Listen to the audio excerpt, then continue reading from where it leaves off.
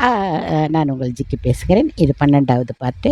இதை குழந்தைகள்லேருந்தே சேர்த்துக்கிட்டு வந்தீங்கன்னா, அவங்களுக்கு ஆஸ்பத்திரி வியாதி எதுவும் வர வாய்ப்பில்ல. இது ஒண்ணுல மட்டும் இல்ல. நான் சொல்றேன். இது காலையில இத குடுத்துருங்க. டிஃபன், மத்தியானம் சாப்பாடு யூசுவலா நீங்க சாப்பிடலாம். அதெல்லாம் ஒண்ணும் தப்பில்ல.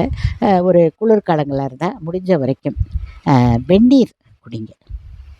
கண்டிப்பா வெந்நீர் குடிங்க. வெந்நீர் குடுத்தீங்கன்னா, உடம்புல குழந்தைகளுக்கு கொடுக்க வேண்டாம். ஏன்னா உடம்பு குழந்தைல கொழுப்பு சத்து தேவைப்படும் ஒரு குறிப்பிட்ட வயசு வரைக்கும். எனக்கு தெரிஞ்சு ஒரு 18, 20 வயசு வரைக்கும் அவங்களுக்கு அது தேவைப்படாது.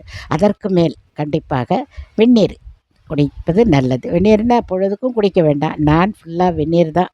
கிட்டத்தட்ட எனக்கு தெரிஞ்சு ஒரு 15, 20 வருஷமா வெந்நீர் தான் குடிக்கிறேன். எனக்கு உடம்புக்கு கொஞ்சம் வந்தது. அதுலேருந்து டாக்டர் சொன்னாரு. அந்த அந்த டாக்டர் என்றால் அவர் டாக்டர் இல்லை. அவர் ஒரு கடவுள். என்னை பொறுத்தவரை எல்லா டாக்டர் கடவுளாயிட மாட்டாங்க. அவரை பற்றி நான் தனியாக உங்களிடம் சொல்லுகிறேன். அவர் என்ன சொன்னாரு, "நீங்க வந்து பச்சை தண்ணியே குடிக்கக்கூடாது" அப்படின்னு. அதை பற்றி நான் அப்புறமா உங்களுக்கு ஒரு வீடியோவில் போடுறேன். அதேபோல் நான் இன்று வரை அதை கடைப்பிடித்து கொண்டு வருகிறேன்.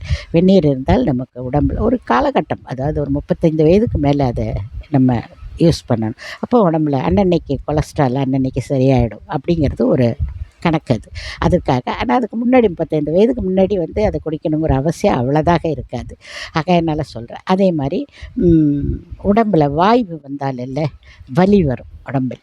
நீங்கள் இப்போ உட்காந்து வேலை செய்கிறவரா இருந்தால் இடுப்பு வலிக்கும். மிஷினில் வேலை செய்கிறவங்களா இருந்தால் முட்டி வலிக்கும். இப்படி ஒரு ஒரு பார்ட்டில் வந்து இந்த வாய்வு வந்து போய் உட்காந்துக்கும். உட்காந்துக்குச்சுன்னா நம்மளால் ரொம்ப கஷ்டம். உடனே என்ன பண்ணுவோம்? ஆஸ்பத்திரிக்கு போங்க, ஆஸ்பத்திரிக்கு போங்கன்னு ஆஸ்பத்திரிக்கு போவாங்க. போய் உடனே வேணா அவங்களுக்கு ஈஸியாக தெரியுது வாய்வு தான். வாய்வுக்காக ஒரு ஈஸியாக மாத்திரையை கொடுப்பாங்க. இல்லையா ஊசியை போடுவாங்க. நமக்கு அது கிளியர் ஆகிடும் அந்த நேரம். ஆனால் இதை வீட்டிலேயே சரி செய்யலாம். 13வது பார்ட்டில் இதற்கு நான் வழி சொல்லுகிறேன்.